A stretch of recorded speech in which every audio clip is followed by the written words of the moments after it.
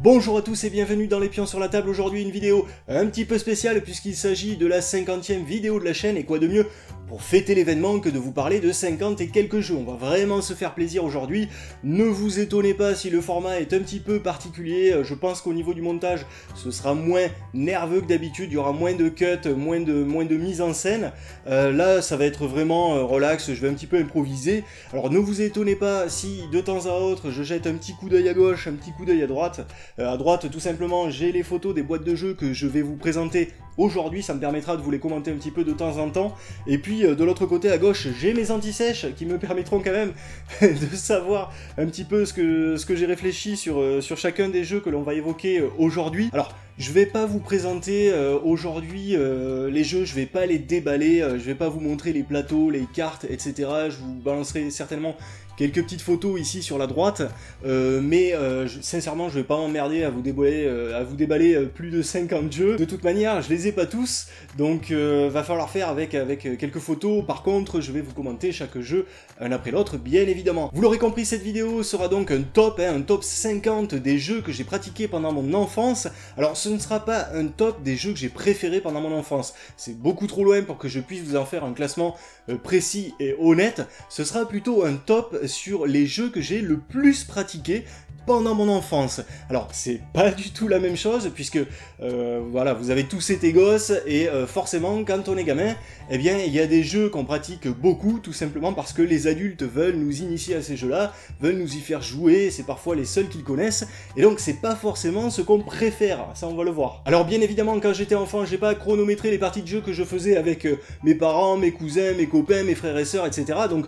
c'est très loin d'être top scientifique, hein, il est basé surtout sur du ressenti, sur du feeling. Donc j'ai essayé de me souvenir comme ça des jeux que je pratiquais le plus pendant mon enfance, de mixer tout ça avec la durée moyenne des parties de ces titres, et de vous fournir voilà un top au plus près de la réalité. Alors avant de démarrer ce top, une petite précision, déjà il faut savoir ce qu'on entend par enfance. D'après Wikipédia, il me semble que c'est compris entre 0 et 10 ans. Bon, pour jouer à des jeux de société, on va partir à partir de 3 ans, voilà, et je vais aller jusqu'à 10 ans révolus, c'est-à-dire jusqu'à 11 ans. Je suis né en 1981, donc on va parler de jeux que j'ai pu pratiquer entre 1984 et 1992. Deuxième précision, je ne vais pas parler que de jeux sortis entre 84 et 92, puisque, vous l'imaginez bien, hein, j'ai aussi joué à des jeux qui sont sortis avant, évidemment. Troisième précision, je préfère le dire en début de vidéo, hein, je suis désolé pour les jeux qui vous tiennent à cœur et que je ne citerai pas ici, mais voilà, il y a des jeux auxquels tout simplement j'ai pas joué quand j'étais enfant, hein, notamment, voilà, j'ai jamais joué à La Bonne Paye, j'ai jamais joué à Shark Attack, j'ai jamais joué à 10 de chute, j'ai jamais joué à Picpus, j'ai jamais joué à Hippoglouton, j'ai jamais joué à Hotel, au Chevalier du Labyrinthe, je n'ai jamais joué non plus à la Pierre de Sang, à Simon, au Pic Pirate, j'ai jamais joué à Téléphone Secret, j'ai jamais joué à Pac-Man, Donkey Kong, Réveille Papa, Siège, j'ai jamais joué non plus à la Bataille sous les mers, au mot de passe, au flambeur. Voilà, entre autres certains jeux que je n'ai pas pratiqués dans mon enfance, donc voilà, je suis désolé pour vous si vous attendiez ce jeu avec impatience, voilà, c'est comme ça. Allez, c'est parti pour ce top. Je vous rappelle, ce ne sont pas les jeux que je préférais pendant mon enfance, mais bien ceux que j'ai le plus pratiqués. N'hésitez pas à partager, à liker si jamais mes vidéos vous plaisent, et c'est parti.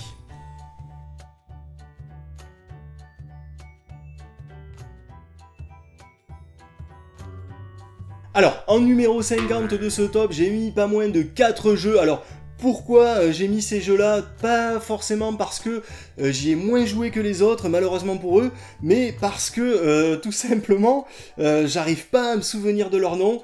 Donc, voilà, je les ai mis là. Alors, j'arrive pas à me souvenir de leur nom, peut-être pour de bonnes raisons. Tout simplement, il y en a une grande partie qui était des jeux qui étaient compris dans des magazines pour la jeunesse, je crois que c'était Astrapi ou Pomme d'Api, et il y en a un autre qui était compris, je crois, qui était un cadeau qu'on avait reçu avec l'achat de tant de boîtes de gâteaux. Enfin bon bref, je me souviens plus trop bien, mais en gros voilà, en numéro 50, donc j'ai mis ces 4 jeux. Alors il y avait l'un de ces jeux qui était une sorte de manoir hanté, voilà, qui était dans un magazine jeunesse, et auquel on jouait pas mal, et je crois que le but du jeu, c'était d'effrayer les habitants dans la maison, et c'était pas mal, c'était bien dessiné, dans mes souvenirs, c'était, ouais, ça, il y avait un petit côté horrifique, mais gentil, hein, c'était un jeu pour les enfants, et du coup, ça, ouais, ça m'attirait déjà pas mal, ce genre d'ambiance-là. Alors ensuite, en second jeu, il y avait... Alors c'est pareil, c'était dans un magazine ça aussi, c'était un jeu sur le corps humain, et plus particulièrement sur la digestion. Et donc voilà, on jouait des aliments en fait, qui rentraient donc dans la bouche du personnage, et donc il y avait le corps comme ça qui était... donc on avait enlevé la peau, hein, on voyait au travers, et donc il y avait tout le système digestif, et donc il fallait descendre dans l'œsophage, dans l'estomac, etc. Et au fur et à mesure, en fait, l'ingrédient se transformait tout simplement en excrément, hein, au final, pour finir dans les toilettes. Donc le thème, là en le racontant, ça me paraît complètement, complètement débile, mais ça permettait d'apprendre la digestion, hein, aux enfants tout simplement. Et puis, bon ben voilà, c'était rigolo quoi pour les enfants. Bon voilà, tu joues avec des aliments, ça devient du caca. J'ai conscience que c'est nul, y a pas de souci avec ça, ça date hein, maintenant. Alors, troisième jeu que j'avais mis comme ça sur cette 50e position, là, ex aequo, c'était un espèce de safari dans lequel on prenait des photos des animaux. Donc il y avait des petites cases comme ça, on se baladait un petit peu comme un jeu de loi, mais un petit peu amélioré, c'est-à-dire qu'on pouvait choisir ses chemins, plus comme un Sagaland, voilà, ou un fabuleux trésor, où on pouvait choisir ses chemins, et donc il y avait des animaux, il fallait prendre un certain nombre de photos, et puis revenir dans sa case, je sais plus, ça se passait en Afrique, voilà, le safari, hein, logique, et donc il fallait prendre certaines photos, alors je crois que je crois que ça s'appelait Safaris Animaux, mais je suis pas sûr, si jamais vous retrouvez l'image, la photo, j'ai essayé de trouver sur Google, j'ai pas trouvé, si jamais vous la trouvez, n'hésitez pas à la mettre dans les commentaires, ça me rappellera beaucoup de souvenirs. D'ailleurs c'est pareil, hein, si vous arrivez à trouver les photos des deux précédents jeux que je viens de citer, n'hésitez pas, hein, c'est assez cocasse. Et il y avait un autre jeu auquel on jouait pas mal, alors je sais pas d'où ça sortait ce jeu, c'était une espèce de 1000 bornes dans un restaurant. Alors... 1000 bornes dans un restaurant dans lequel en fait il fallait manger entrée, plat, fromage, dessert, je crois que c'est ça, voilà, et donc il fallait avancer comme ça jusqu'à la fin du repas et arriver à terminer le repas le premier, sauf que, bon, dans le 1000 bornes vous connaissez le principe, hein, il y a des obstacles, voilà, qui nous empêchent d'avancer. Ben là, les obstacles, en fait, c'était des animaux. Donc, par exemple, dans l'entrée, on pouvait mettre une araignée, voilà, pour perturber le repas de la personne, et il fallait qu'il pose une nouvelle entrée par-dessus. Il y avait le chat qui mangeait les desserts, le chien qui mangeait la viande, etc. Une chenille qui mangeait les légumes, enfin bon bref. Voilà, on y jouait pas mal à ce jeu, hein. Je regrette de pas me rappeler du nom. Vraiment pareil, hein, si vous connaissez, n'hésitez pas à le mettre en commentaire. Voilà, ça c'était pour la place numéro 50, par dépit je les ai mis là parce que je me rappelais pas des noms de ces jeux, j'ai pas de photos, j'ai rien du tout pour vous en dire plus sur ces jeux, mais bon voilà, c'est des jeux sur lesquels j'ai passé un bon moment, et on y a pas mal joué, mais voilà, je les mets en place 50 parce que je peux pas vous les montrer, et bon, ben, c'est comme ça. Alors, numéro 49, le Docteur Maboul, que vous connaissez tous, hein. Alors là, je pense que toutes les générations connaissent ce jeu MB, alors c'est vraiment... Docteur Maboul, c'est vraiment le produit MB par excellence, c'est-à-dire il y a un pur matos, mais en gros, il n'y a pas de jeu dedans. C'est-à-dire que c'est tellement nul, voilà, hein, vous pourriez le fabriquer en cours de techno, il n'y a aucun problème avec ça. C'est vraiment du niveau d'une émission de Vincent Lagaffe, voilà, pour ceux qui connaissaient à l'époque, voilà, pour rester raccord avec le thème de cette vidéo. Mais même pour les enfants, franchement, c'était vraiment pas terrible. Bon, après, il y a de l'adresse, tout ça, machin, mais Docteur Maboul, tu joues 2 fois et puis tu le ranges au placard, quoi. Je veux dire, ça va pas plus loin. À la limite, dans le style, je préfère Captain Fracasse ou Carcasse, je sais plus comment ça s'appelle exactement, mais auquel j'ai joué beaucoup plus tard, ça, hein, malgré le fait que le principe de jeu soit un petit peu le même, avec un espèce de squelette assis sur un coffre au trésor. Là, c'était au niveau du design, ça envoyait quand même un peu plus, et puis je trouve que le challenge était beaucoup plus sympa que dans Docteur Maboul. Alors, pas confondre avec, je sais qu'il y a un jeu récent là, hein, qui s'appelle Captain Fracasse ou Captain Carcasse, je sais plus. Non, moi je parle vraiment du jeu des années, je crois que c'est sorti début des années 90, avec un pirate en squelette, voilà, qui bouge dans tous les sens. Donc voilà, bon, pour Docteur Maboul, hein, vraiment, hein, c'est la base du jeu MB, j'ai rien de plus à dire là-dessus. Numéro 48, donc la chasse aux monstres. Alors la chasse aux monstres, ce n'est pas le fameux jeu d'Antoine Boza coopératif avec les enfants, j'ai fait une vidéo là-dessus d'ailleurs, donc je vous invite à aller la voir. C'est un jeu qui est plutôt joli et plutôt intéressant pour les jeunes enfants en termes de coopératif. Non, là je vous parle de la chasse aux monstres, qui en anglais était Monster Smash. Voilà, c'était Monster Smash. Monster Smash, comment ça se présente? Alors vous avez une petite machine jaune, voilà, sur laquelle vous pouviez, il y avait un bouton, on appuyait dessus, et donc ça générait aléatoirement un monstre, et il fallait repérer ce monstre dans une pléiade de cartes là au milieu de la table, et taper dessus avec une grosse main ventouse, et récupérer le bon monstre, voilà, tout simplement. Alors voilà, évidemment, c'est un jeu d'adresse, un jeu de rapidité, donc j'ai jamais vraiment aimé ça, moi, personnellement, ce type de jeu-là. Bon, même encore aujourd'hui, j'ai du mal avec les jeux d'adresse et les jeux de rapidité, ça m'énerve vraiment, ça me met le cerveau en off. Mais voilà, on y a joué quelques fois, on a bien rigolé. Bon, je pense que je gagnais pas beaucoup de parties parce que c'est vraiment pas mon style de jeu. Même en étant gosse, j'avais vraiment du mal à adhérer à ça. Numéro 47, le Twister, le fameux Twister. Hein. Twister, c'est parti, les fous rires sont garantis avec Twister. Bon, voilà, ça c'est encore un jeu MB, voilà, dans la plus pure tradition, ça fait bien rire les enfants, et c'est déjà pas mal. Bon, moi j'ai jamais été vraiment agile, là aussi, et j'ai pas de chance, moi, avec les jeux MB, hein, vraiment. Donc, Twister, j'aimais pas trop ça. Moi j'étais raide comme un piqué, je suis toujours d'ailleurs, hein, donc, Twister... J'aimais pas ça, j'y jouais parce que d'autres gosses y jouaient et qui rigolaient bien autour. C'est vrai que bon, le principe est rigolo en soi pour des gamins. N'y jouez pas adulte, hein, parce que ça prend tout de suite une dimension un petit peu plus honteuse. Voilà, ça passe très bien dans un club échangiste certainement. Allez, on passe au numéro 46. Le numéro 46, c'est le Qui est-ce avec alors, encore un jeu MB avec... Bah, bien évidemment, hein, les fameuses boîtes MB, hein, ce gamin est assez terrifiant là, mais pas plus que les personnages du Qui est-ce quand même, je trouvais à l'époque déjà que c'était quand même assez moche au niveau design, hein, faut dire ce qui est. Alors bon, le Qui est-ce, même petit, là c'est pareil, je trouvais ça mais totalement dénué d'intérêt.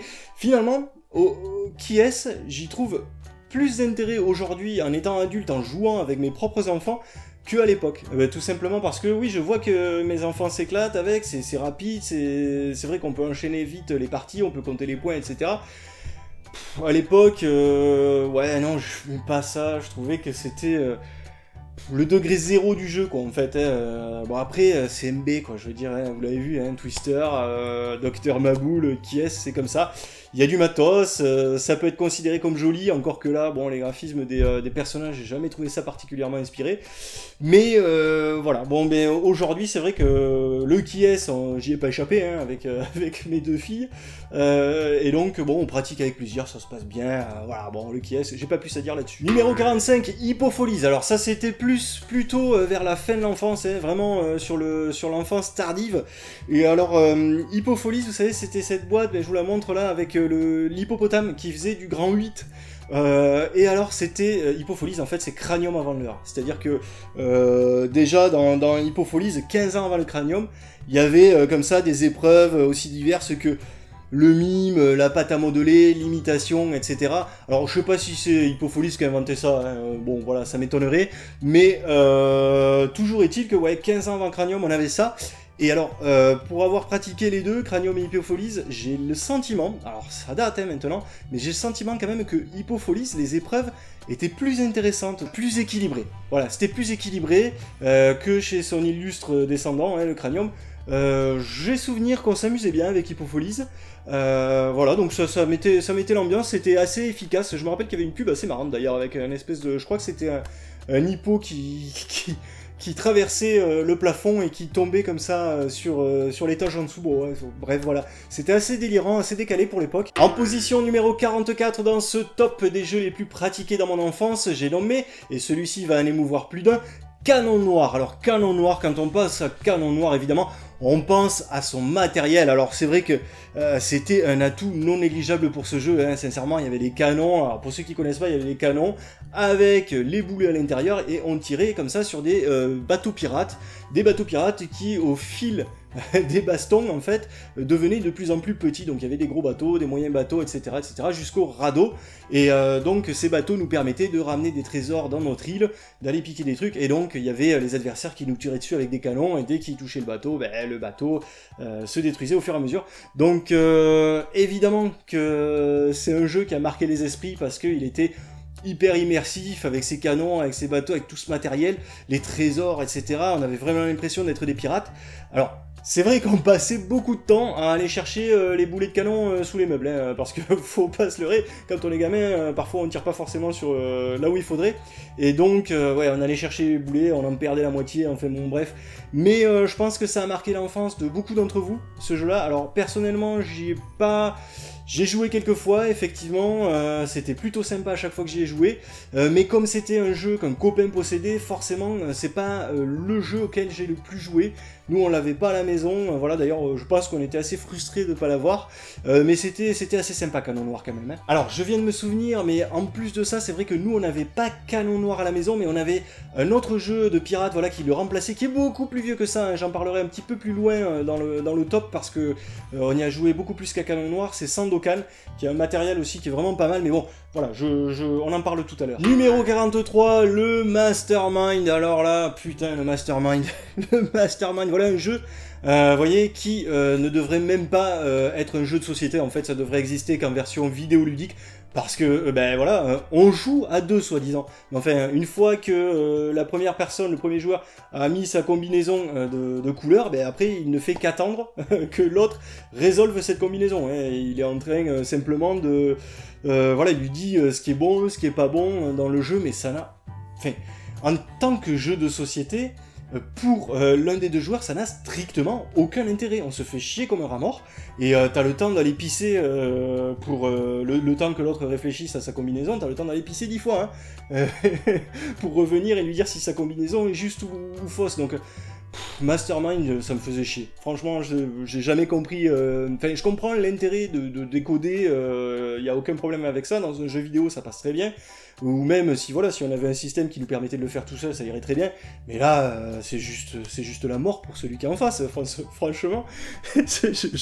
Non, ouais, j'ai jamais compris l'engouement autour de ce jeu, quoi, c'est terrible. Numéro 42, le Géorami. Alors, le Géorami, avec cette magnifique boîte, je pense que c'est beaucoup plus vieux, c'est vraiment hors de ma génération, ça, en fait, le Géorami. On avait récupéré ça, je crois que ça appartenait à l'un de mes oncles chez ma grand-mère, et donc il y a beaucoup de jeux comme ça, hein, qu'on a récupéré, donc les tantes qui jouaient auparavant, ou mais je pense que c'est dans toutes les familles comme ça, hein. Donc je pense que c'est un jeu qui date des années 70, et donc c'est un jeu de géographie sur les départements, les fleuves de France, etc. Je me rappelle qu'on y a joué pas mal, mais malheureusement, il m'est pas resté grand chose de la géographie française suite à la pratique de ce jeu. Je connais bien plus la géographie de tout plein d'autres pays, la géographie mondiale, de l'Europe, etc., etc. Mais je sais pas si Géorami était vraiment bien foutu, parce que vraiment je me souviens pas de grand chose par rapport à ce jeu. Je sais que c'était très sobre au niveau design, et il m'en est pas resté grand chose au niveau des connaissances, ça c'est sûr. Jeu numéro 41, Fabuleux Trésor. Alors Fabuleux Trésor, vous le connaissez peut-être sous le nom de Sagaland. Voilà, Fabuleux Trésor, c'est juste la réédition de Sagaland en fait, hein, tout simplement. C'était un jeu qui avait un matériel assez intéressant, avec des petits sapins sous lesquels étaient cachés des items qu'il fallait retrouver dans une forêt. D'ailleurs, j'avais utilisé ces sapins dans ma vidéo un peu troll sur le Monopoly, hein, je remets le lien là-haut. Donc ouais, Sagaland, Fabuleux Trésor, j'en ai un souvenir assez ému parce que ça fait fonctionner un petit peu l'imaginaire. Ça se passe dans les univers des contes de fées, donc forcément ça parle aux gamins. Après, le principe de jeu, sincèrement, c'est lourd à souhait, quoi. C'est-à-dire que faut lancer 2 dés, et en fonction des résultats des dés, on peut aller à tel endroit, tel endroit. En fait, on peut utiliser le résultat d'un seul dé, ou le résultat du deuxième, ou mettre les deux, enfin bon bref. C'est chiant, on est toujours en train de calculer où est-ce qu'on va tomber, c'est une espèce de jeu de loi en encore plus lourd. Voilà, bon, l'univers est sympa, mais après derrière, franchement, ludiquement, ça n'a pas grand intérêt. Alors moi je l'ai, Sagaland, là, hein, pour initier ma fille à tout ce qui est justement G2D, Memory, etc. Mais voilà, vous dépasserez pas, à mon avis, les 7-8 ans avec ce jeu-là. Hein. Jeu numéro 40, et j'en ai déjà parlé tout à l'heure, Sandokan. Alors Sandokan, c'est une perle. Sandokan, c'était un jeu de pirate. Alors pareil, on avait dû récupérer ça. C'est sûr, même on a récupéré ça d'un oncle qui devait jouer dans les années 70 à ce jeu-là. Sandokan, pour la petite histoire, en fait, c'est issu d'une série sur les pirates, alors que j'ai jamais vu du tout. Mais voilà, ils ont retranscrit l'univers en fait de cette série du coup dans un jeu de plateau. Une adaptation, hein, tout simplement, comme ça se fait énormément aujourd'hui. Et donc, il y avait des bateaux, voilà, c'était des petits bateaux dans lesquels on mettait des trésors. Les trésors étaient magnifiques. Il y avait, dans la version qu'on avait, nous, il y avait des diamants qui ressemblaient, mais vraiment à des vrais diamants. Il y avait des barils de rhum, il y avait de tout, il y avait vraiment... je me souviens plus, il y avait des perles, des émeraudes, enfin voilà, il y avait tout plein de trucs, ça faisait vraiment rêver. Quand on avait ça entre les mains et qu'on le trimballait dans nos petits bateaux, on allait prendre les ressources, on les ramenait dans son port, on pouvait se faire attaquer sur la route. Alors là, on se faisait pas tirer dessus avec des canons, on résolvait les combats par des cartes. Tout simplement, donc il y avait on mettait un nombre de pirates qui attaquaient le bateau, et en face il fallait mettre un nombre de pirates supérieur, voilà, il me semble que ça se finissait comme ça. Je me rappelle très bien des silhouettes de pirates en rouge, et il y avait, je crois qu'il y avait des petites cartes événements avec des photos de la série. C'était vraiment, on avait l'impression vraiment de vivre quelque chose, beaucoup plus que dans le Canon Noir pour le coup, parce que dans le Canon Noir c'était vraiment de l'adresse, bon voilà, on tirait, on bourrinait. Là, il y avait de la gestion de main carte, et fallait réfléchir au trésor qu'on allait chercher. C'était quand même beaucoup plus pointu que Canon Noir, hein, pour le coup. Et ouais, Sandokan, j'ai vraiment adoré y jouer. Mes frères et sœurs, cousins, etc. Enfin, tout le monde a adoré y jouer.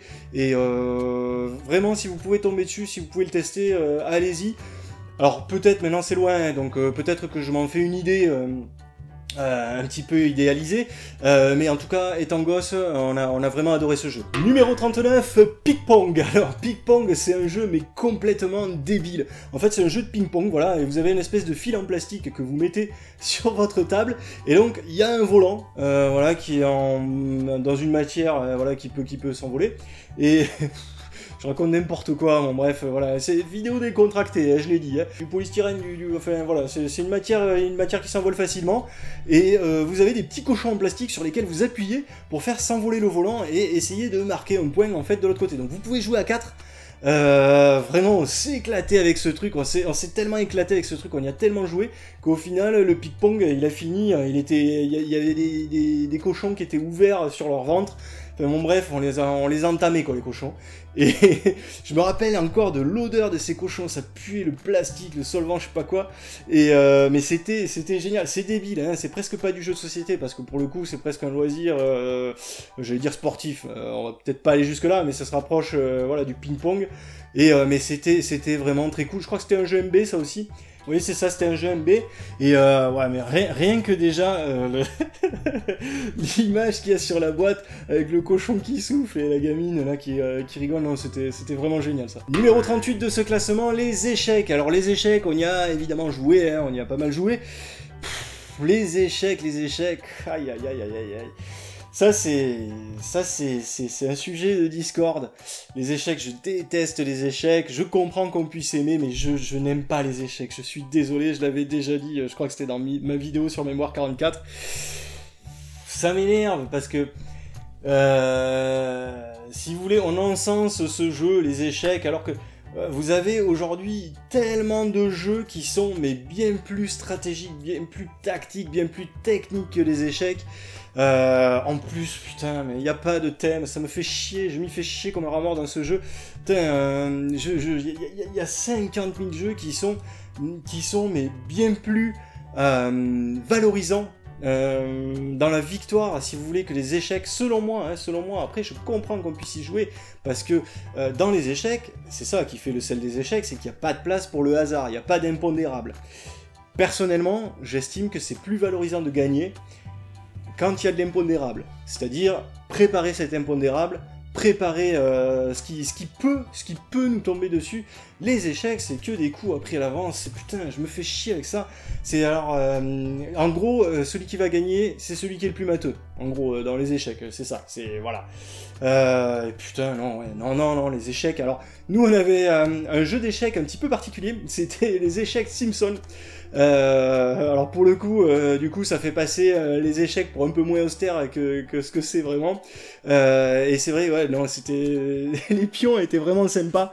D'ailleurs, ça confirme ce que je pense des échecs, c'est-à-dire que les échecs, bon, personnellement, j'y joue pas, j'aime pas ça, mais ça fait un très bel objet déco. Et là, en l'occurrence, avec les Simpsons, oui, vous avez un bel objet déco de jeu d'échecs. C'est vraiment troll, ce que je dis là, ça va en faire hurler plus d'un, mais... Non, ouais, je suis désolé, je peux pas me forcer, et non, voilà, en plus ça fait un petit peu snob là, les échecs, ah, tu joues aux échecs. Vraiment, je m'excuse pour tous ceux qui adorent les échecs, je suis désolé, c'est comme ça, voilà, c'est une opinion, je comprends que vous aimiez les échecs, y a aucun souci avec ça, mais voilà, je peux pas, voilà. Numéro 37, le Scrabble ou le Scrabble. Alors le Scrabble, on le présente plus, hein, ça tout le monde le connaît, c'est un jeu qui pâtit d'une image très très vieillotte hein, maintenant depuis de nombreuses années, hein, le jeu de la maison de retraite. Signe des temps ou donne des amours pour l'orthographe peut-être, je ne sais pas, alors voilà, je vais pas faire dans la provocation gratuite, mais c'est sûr que Doodle et Jungle Speed c'est moins exigeant, hein, de ce côté-là. Bon, voilà, vous avez compris que j'adorais les jeux de rapidité, de la presse et tout ça. Toujours est-il que le Scrabble, c'est quand même finalement un jeu assez convivial. Je trouve en tout cas, bon j'y joue plus, hein, là je vous le dis, le Scrabble, j'ai tellement de jeux de toute façon passionnants à pratiquer, que non, le Scrabble ça fait un moment que j'ai pas fait de partie, mais quand j'étais gosse, vraiment j'aimais bien ça, je trouvais que ça permettait vraiment de... Ben, ça permet de favoriser la réflexion, ça permet de... plein de choses, vraiment moi j'aimais bien les lettres en plus, donc le Scrabble, j'ai bien aimé le Scrabble, on y a pas mal joué. Alors évidemment, comme pour les échecs, si vous jouez dans les échecs, si vous jouez contre un matheux, un mec qui pratique que ça, vous allez perdre. Si vous êtes débutant, voilà, vous allez vite voir la différence de niveau. Dans le Scrabble, si vous jouez face à quelqu'un qui joue au Scrabble tout le temps, qui connaît le dicto par cœur, et qui fait des mots croisés, machin, tout ça, ça n'a aucun intérêt, parce que là c'est pareil, vous allez vous faire aplatir, rétamer, ça c'est certain. Bon voilà, mais après, bon, c'est le Scrabble, c'est toujours, pourquoi pas, peut-être je ferai quelques parties à l'occasion, quand je serai à la maison de retraite. Jeu numéro 36 de ce classement des jeux les plus pratiqués de mon enfance, j'ai nommé, et alors là c'est un plaisir coupable, Destin. Destin, Life en anglais, alors Destin... c'est con à dire, hein, comme ça, mais c'est obsolète, c'est désuet, c'est cliché que ça en peut plus, Destin. Mais, je sais pas, même aujourd'hui, j'aime bien en faire une partie de temps en temps, c'est con, hein. C'est, je sais pas, ce jeu où c'est simple, ça roule tout seul, et puis tu peux choisir de temps en temps ton chemin de vie. C'est un peu les Sims avant l'heure, là c'est quand même c'est quand même un gros hommage à Destin là que je fais quand même, parce que les Sims avant l'heure. Mais ouais, tu choisissais ton métier, si t'allais faire des études ou pas, si t'allais investir, acheter, enfin bon voilà, il y avait plein de trucs, faire des enfants, te marier, etc. Après, c'était hyper cliché, ça c'est certain, hein. Voilà, se marier, 2 enfants maximum dans la voiture, que des couples hétérosexuels, je pense, j'imagine que ça a dû changer maintenant dans les nouvelles versions de Destin, je sais pas du tout, enfin, il y avait des clichés, c'était... Mais finalement, c'est ça qui fait le sel de Destin aussi, c'est tellement vintage, tellement obsolète que t'en rigoles, quoi. Et ouais, Destin, bah ouais, j'avoue, de temps en temps, j'aime bien tourner la roue du Destin, là, et puis avancer sur ce jeu dans ma petite voiture, voilà, acheter un pavillon en banlieue, voilà, de temps en temps, je dis pas que j'y joue tous les week-ends hein, non plus, hein, c'est pour déconner de temps à autre, voilà. J'avais même racheté sur, je crois que c'était sur Xbox 360, j'avais acheté le pack Hasbro, quand il avait sorti, avec dedans il y avait la trappe-souris, il y avait tout ça, et donc il y avait Destin dedans, on pouvait jouer, il y avait des petits mini-jeux à faire, etc. C'est nul, hein. J'ai conscience que c'est complètement nul, mais voilà, c'est un plaisir coupable. Jeu numéro 35, j'ai nommé Panic 75. Alors Panic 75, ça c'est du jeu old school, c'est pareil, c'est un jeu qu'on avait récupéré chez ma grand-mère. Panic 75, qu'est-ce que c'est pour vous décrire ça? Alors, vous voyez déjà la boîte de Panic 75, je trouve que cette illustration là, rétro, ça marche encore aujourd'hui, hein. Vraiment, c'est... Il y a vraiment un côté dans ces illustrations vintage old school avec le vaisseau spatial avec le mec qui a les pieds qui dépassent sous la soucoupe. C'est moi ça me fait marrer ce genre de truc. C'est vraiment sympa et puis le visuel fonctionne bien. Hein. Et donc Panic 75, c'est quoi? C'est un baccalauréat portant sur la géographie. C'est-à-dire que sur la carte il y avait les noms de pays ou les noms de villes, je sais plus. Et donc en fonction des cartes qu'on tirait, voilà, on avait une lettre et il fallait poser sa fusée pour envahir un pays commençant par cette lettre ou une ville commençant par cette lettre. Le premier, tout simplement, le premier qui posait, il avait gagné ce pays ou cette ville-là. Voilà, donc c'est con comme un balai, mais c'était efficace, les graphismes étaient cool. Vraiment, voilà, Panic 75. Alors aujourd'hui, bien entendu, on pourrait pas le ressortir parce que les noms des pays ont changé ou les noms des villes ont changé. Mais voilà, c'était un jeu agréable. Jeu numéro 34, les dames chinoises. Alors ça, je sais pas si vous connaissez les dames chinoises. Alors pour avoir pratiqué pas mal étant gamin. Alors c'est marrant, j'ai pratiqué pas mal ce jeu étant gamin. Je me rappelle plus comment on y joue. Plus du tout. Pourtant on y a joué pas mal de fois. En plus c'est un jeu sur lequel vous pouvez jouer jusqu'à 6 joueurs. 6 joueurs, c'est ça, et donc c'est un jeu multiplayer pour le coup, et je crois que dans le principe c'est un petit peu comme les dames d'ailleurs, mais c'est un foutoir monstre en fait, c'est comme si on faisait une battle royale là comme ça, et puis le dernier en vie, il a gagné. Dans mes souvenirs c'était comme ça, c'était vraiment le bordel ce jeu là, et bon voilà, je vous invite à aller l'essayer si vous êtes curieux. Franchement j'ai très peu de souvenirs de la mécanique de jeu, donc je veux pas en parler plus que ça, je veux pas raconter de bêtises. Mais on y a passé de bons moments, voilà une curiosité à essayer pour vous. Jeu numéro 33, encore un jeu MB, le fameux toucher-couler. Alors toucher-couler, moi à chaque fois je disais toucher-couler, moi je vais me coucher. C'est... aucun intérêt. Mais même gamin, ça me faisait chier ça encore, c'est terrible, hein. J'ai l'impression de m'acharner sur les jeux MB.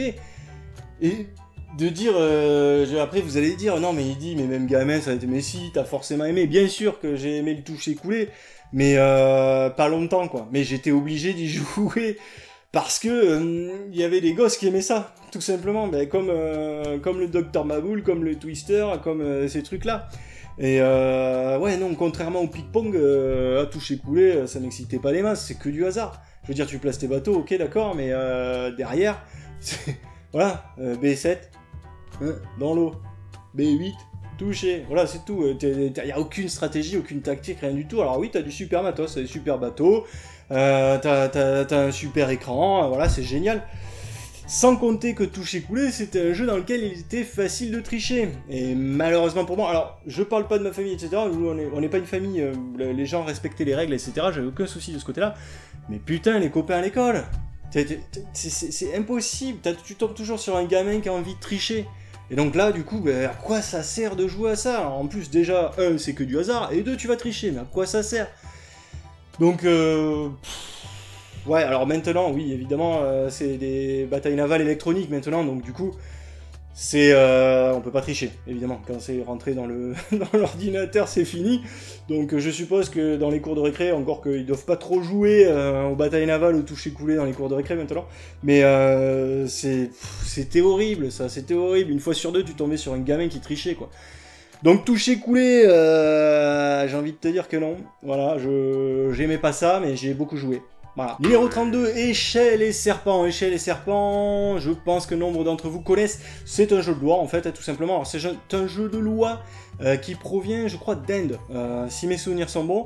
Et donc, c'est un jeu de loi qui est en ligne et colonne, comme ça. Et donc, quand vous tombez, en fait, vous jetez le dé, vous avancez. Quand vous tombez sur une échelle, hop, c'est un raccourci. Et quand vous tombez sur un serpent, hop, vous redescendez. C'est un décourci. Voilà. Et donc, voilà, rien de plus à dire que ça. C'est juste un jeu de loi. Nous, on aimait bien. Pourquoi? Parce qu'on avait une version, en fait, aimantée. Et donc, du coup, ça permettait de jouer en voiture.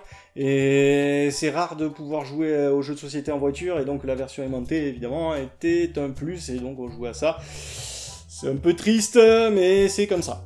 Numéro 31, Voyage autour du monde. Alors, Voyage autour du monde, ça, c'était un vrai jeu de géographie. Hein. Contrairement au jeu au Géorami, Voyage autour du monde... Alors, il y avait une dimension ludique assez limitée. Hein. Sincèrement, pour le coup, c'était plutôt un jeu à dimension éducative, on va dire. Donc le but c'était d'apprendre le nom des villes, les situations des villes à travers le globe, et le matériel était assez esthétique. Il y avait un beau plateau, il y avait les petits drapeaux qu'on plantait comme ça sur le plateau de jeu, donc je pense que c'était la première fois qu'on détruisait sciemment les plateaux de jeu comme ça avec des drapeaux avec une petite pique au bout, bien avant la mode des Legacy, etc. etc. D'ailleurs ça m'étonne qu'on ait pu laisser jouer des gamins avec ça, quoi. Avec des punaises comme ça, quoi. Sous les drapeaux, c'était vraiment des aiguilles, quoi. Ouais, ça demande réflexion, ça, quand même. À l'époque, on n'avait pas les mêmes normes pour les enfants, quand même. Hein. C'était... Ouais, ça se réfléchit. Mais bon, voilà, c'était un bon jeu. On s'est bien amusé avec Autour du Monde. Jeu numéro 30 de ce top des jeux les plus pratiqués dans mon enfance, j'ai nommé Piège. Et ça encore, c'est un jeu MB. Et pour le coup, c'est un jeu MB que j'aimais bien.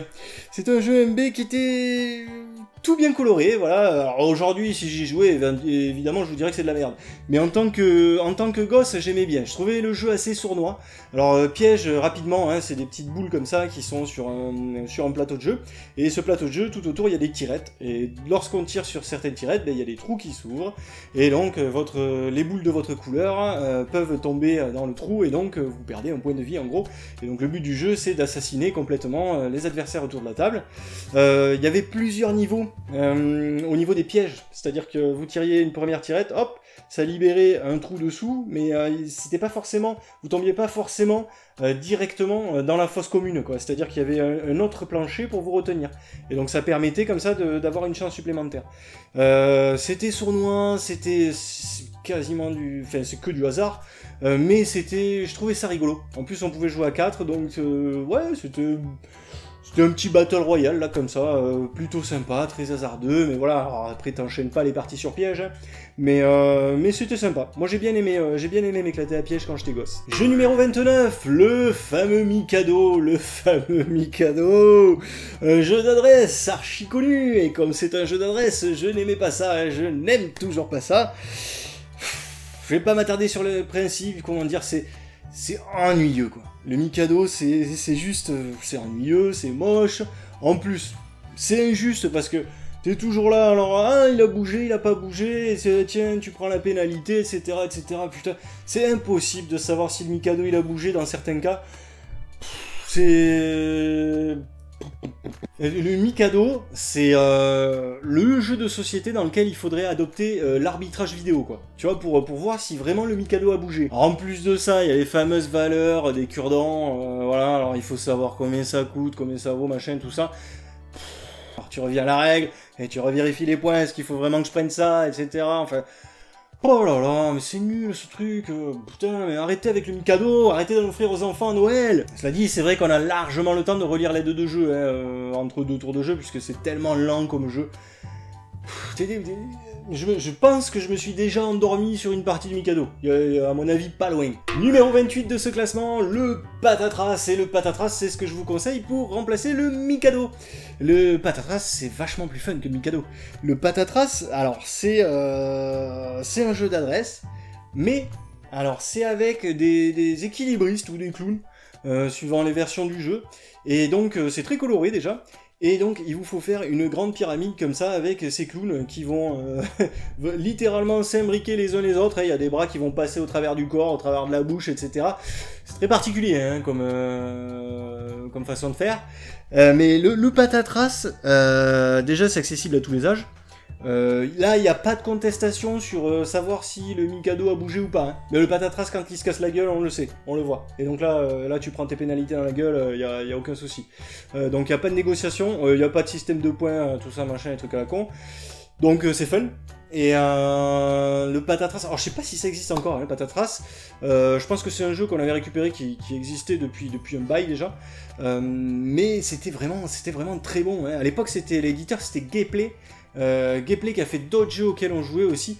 Vraiment, j'ai le sentiment, je sais pas ce qu'ils ont fait exactement comme jeu dans leur carrière, mais j'ai le sentiment qu'on jouait à pas mal de jeux gameplay et que ils étaient plutôt pas mal, qu'ils étaient assez fun ces jeux-là. Numéro 27, la Rue de la Paix. Alors la Rue de la Paix, alors au premier abord on pourrait croire à une copie conforme du Monopoly, mais pas tout à fait. La Rue de la Paix, ça propose un jeu un petit peu plus stratégique, un petit peu plus tactique, ce qui le place déjà un cran au-dessus du Monopoly en termes de qualité.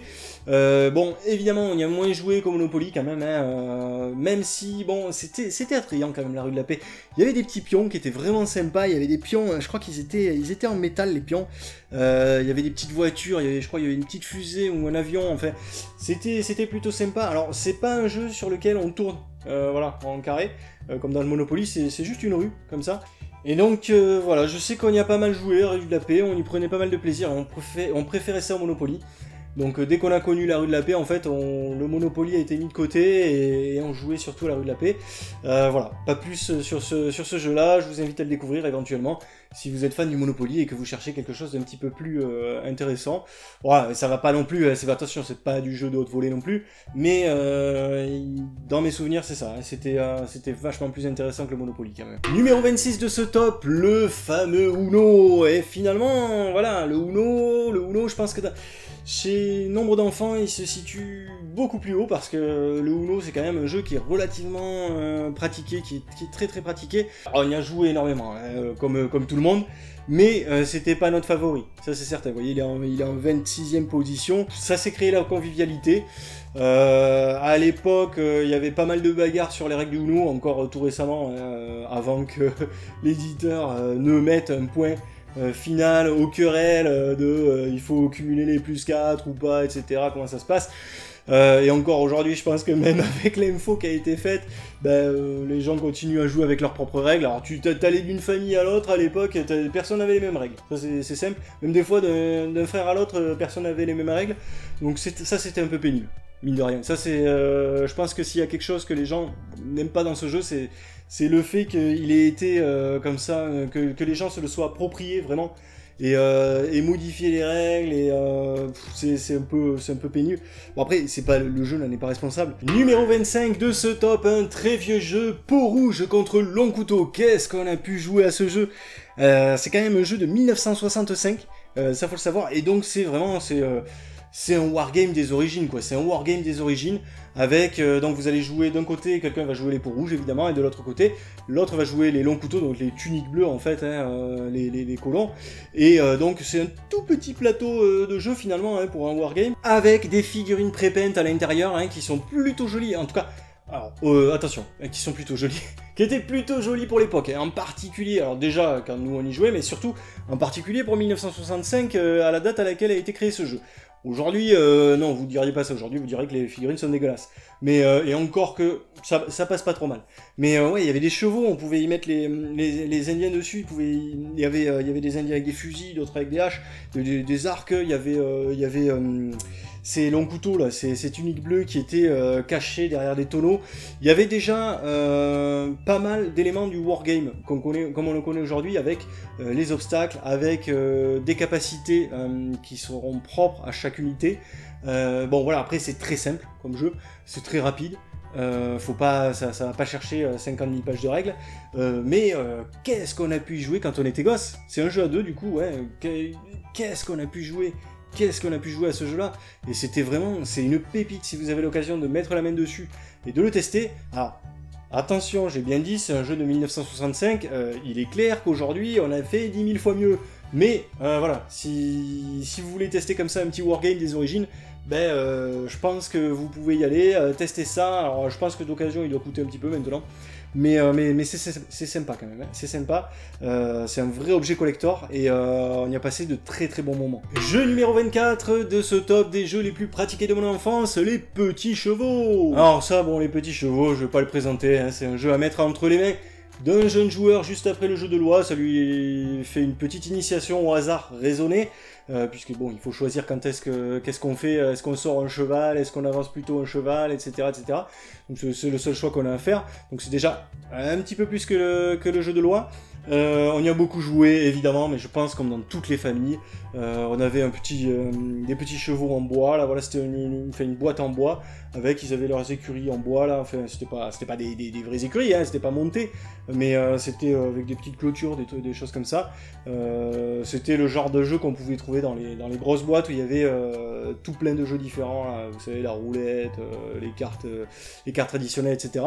Et voilà, souvenir assez ému, oui, des petits chevaux, parce que je pense que c'est un de mes tout premiers jeux. Jeu numéro 23, le lièvre et la tortue, et le lièvre et la tortue, c'était le Spiel de 1979, figurez-vous.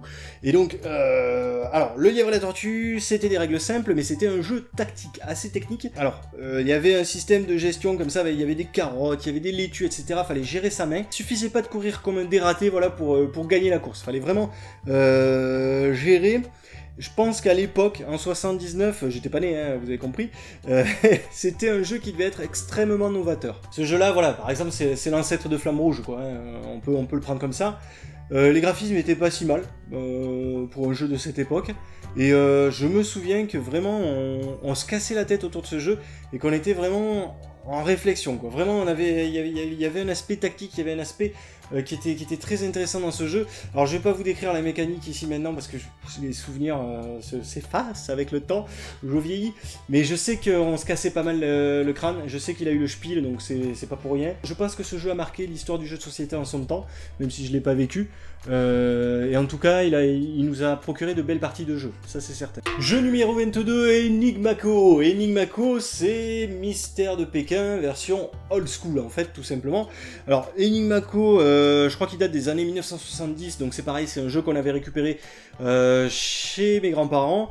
Alors ça, Enigmaco, c'est un jeu d'enquête, de toute façon, comme son nom l'indique, et qui surpasse, à mon avis, largement le Cluedo. C'était un jeu dans lequel il fallait reconstituer des portraits robots de criminels, tout simplement. Donc on se baladait comme ça dans une ville qui était plutôt pas mal, hein, au niveau design, il y avait des couleurs un peu sombres là, et on se baladait par là, il y avait des cases colorées sur lesquelles on pouvait récupérer, alors je sais plus si c'était des indices, des cartes, des raccourcis, etc. Enfin il y avait des choses à faire, et puis il y avait des bâtiments dans lesquels on pouvait aller pour enquêter.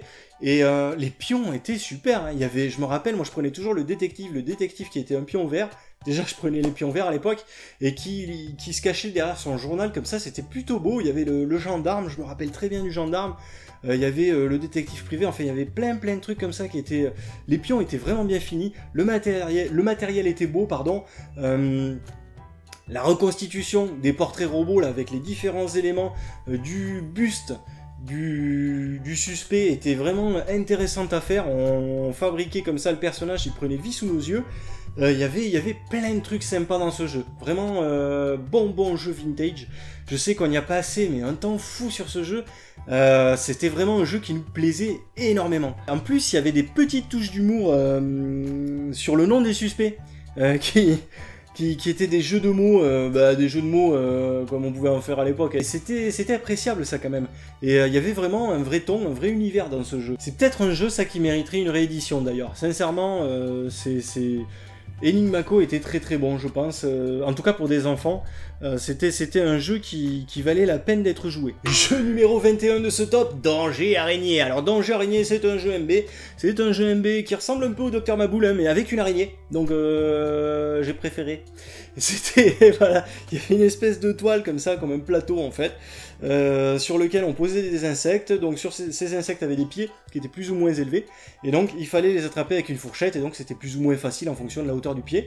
Et donc au-dessus de ce plateau, eh bien, il y avait une petite araignée en mousse, et voilà, il y avait un moteur qui tournait dès qu'on touchait, l'araignée nous sautait dessus.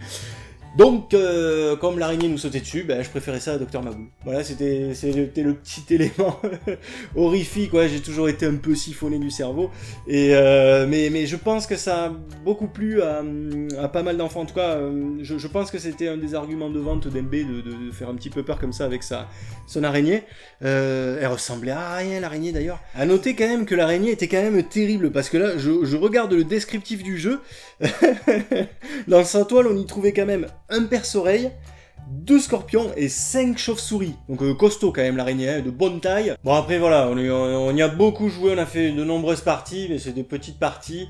Mais c'est vrai qu'on le sortait beaucoup, hein. D'ailleurs c'était un objet qui fonctionnait à pile, donc forcément, je pense qu'à un moment donné, les parents, grands-parents devaient criser. Mais ouais, Danger Araignée c'était plutôt cool. 20e jeu de ce top, le jeu de dames. Alors bon, j'ai déjà fait mon commentaire sur les échecs, donc je vais pas m'attarder sur le jeu de dames. Bizarrement d'ailleurs, le jeu de dames est moins considéré que les échecs, alors que visiblement il y a quand même de sacrés niveaux de... Je crois qu'il y a des compétitions, des championnats avec le jeu de dames. C'est un jeu qui est assez technique, visiblement. Et alors bon, c'est morno possible, bien entendu, quand vous n'êtes pas pro. Et en plus, il y avait cette histoire de... Je crois que depuis, ils ont enlevé la règle du soufflet n'est pas joué, qui n'existe plus aujourd'hui. À l'époque, dans mon enfance, ça existait encore. Mais voilà, bon, aucun intérêt, c'est abstrait, c'est... ouais, alors... j'y joue avec ma fille parce que, voilà, c'est des jeux classiques et on n'y coupe pas. Mais... voilà, ça me saoulait. J'y ai beaucoup joué, notamment avec ma mère. Mais... c'est même gamin, j'aimais pas ça, quoi. Jeu numéro 19, et là aussi ça va aller assez vite, les dominos. Bah là pour moi, aucun intérêt ludique. J'ai jamais compris vraiment l'intérêt. Je sais qu'il y a des pays dans lesquels on joue vachement aux dominos. Je comprends pas ce qu'ils trouvent à ce jeu.